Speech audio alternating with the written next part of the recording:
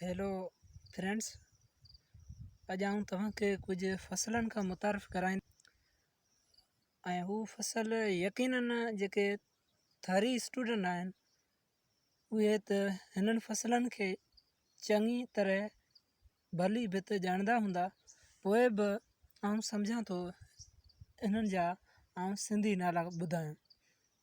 हीअ तव्हां ॾिसो पिया, हीअ जेको ॿूटो आहे फसल इहो मुङ जो आहे। हीअ मुङ जा पन कुझु हिन तरह थींदा आहिनि ऐं हीअ जॾहिं वॾो थींदो आहे पोइ हिन में फरियूं थींदियूं आहिनि। फरियुनि में वरी हू तमामु सुठी प्राइस सां विकिरो थींदो आहे। ऐं हीअ तव्हां ॾिसी रहिया आहियो, हिन जो सिंधी नालो आहे कोरड़। कोरड़ ही वल जे नमूने थींदी आहे ऐं इहो कोरड़ भाॼी तौर पे इस्तेमालु थींदी आहे। मतिलबु जीअं दाल हूंदी आहे हीअं हिन जे अंदरि बि फरियूं थींदियूं आहिनि हिकिड़ियूं। चवण जो मतिलबु इहो आहे त कोरड़ जे अंदरि फरियूं थींदियूं आहिनि, हुन जे अंदरि ॿिज हूंदो आहे। जीअं पहिरीं ॻाल्हि कई त मुङनि जी जीअं दाल थींदी आहे हीअं हिन कोरड़ मां बि दाल ठहंदी आहे ऐं ॿियो मुख़्तलिफ़ हिन जा यूज़ेज आहिनि, जीअं दवाउनि में वग़ैरह में इस्तेमालु थींदी आहे। ऐं हीअ जेको आहे सो हीअ ग्वार आहे, जंहिंखे अंग्रेज़ी में बि ग्वार चवंदा आहिनि।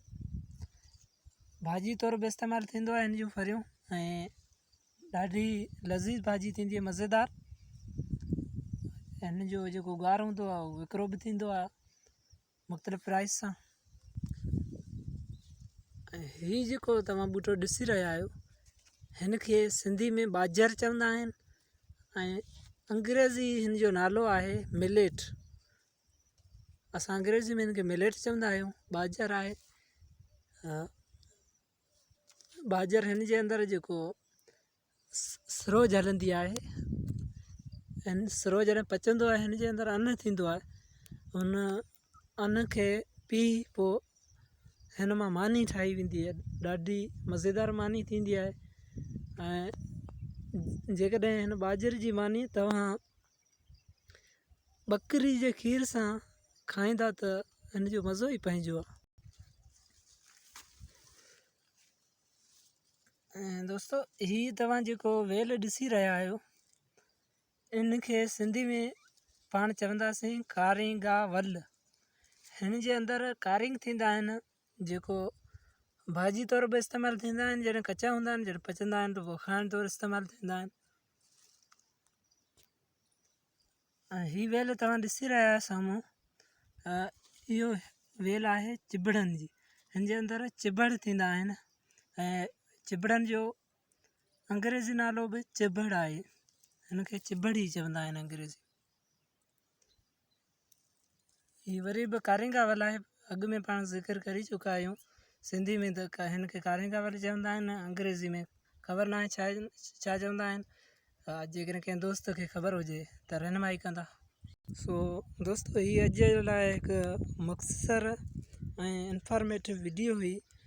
तव्हांखे जेकॾहिं पसंदि अचे त ठीकु आहे, वीडियो खे लाइक कंदा। ऐं हाणे ही तव्हां कुझु ॿनी जो व्यू ॾिसो।